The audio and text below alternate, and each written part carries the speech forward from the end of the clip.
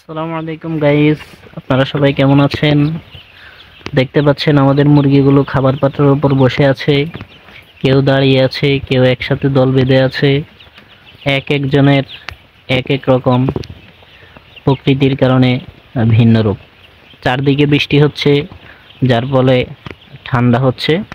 এরা দল বেঁধে বসে আছে যাতে একটু উষ্ণতা পায়। আমি ব্রুডারটি জ্বালিয়ে দিয়েছি, কারণ নিচ থেকেও ঠান্ডা উঠছে। তো আপনাদেরকে আমি আজকে যে বিষয়টি নিয়ে জানাবো সেটি হচ্ছে খামারের চারপাশে কী ধরনের পর্দা আপনারা ব্যবহার করবেন। কী ধরনের পর্দা ব্যবহার করলে আপনার ঘরে বৃষ্টির পানি, বৃষ্টির সিস ঢুকবে না। অনেক বাতাস বইলে বাতাসও ভিতরে প্রবেশ করতে পারবে না।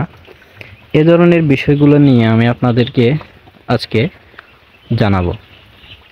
আমরা আমাদের খামারের চারপাশে যেই পর্দাগুলো ব্যবহার করেছি আপনারা দেখতে পাচ্ছেন। এই পর্দাগুলো হচ্ছে রেনকোটের পর্দা, বা অনেকে বলে ছাতির কাপড় বলে থাকেন। তো এই রেনকোটের পর্দাগুলোর অনেক সুবিধা রয়েছে।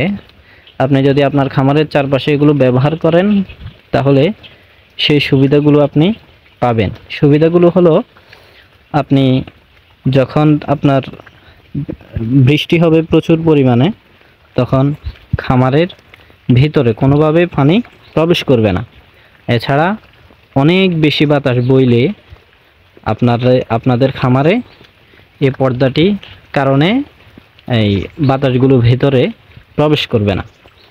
তো বলা যায় এটাকে ওয়াটারপ্রুফ পর্দা বলি আমরা, এরকমও বলা যায়। তো চারদিকে বৃষ্টি হচ্ছে, দেখুন জিও শিট থেকে পানি পড়ছে আমার খামারের ভিতরে।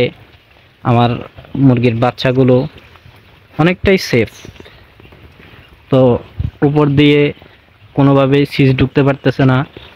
জোরে বৃষ্টি হলেও কোনোভাবেই পর্দার ভেতর দিয়ে বৃষ্টির পানি ঢুকছে না।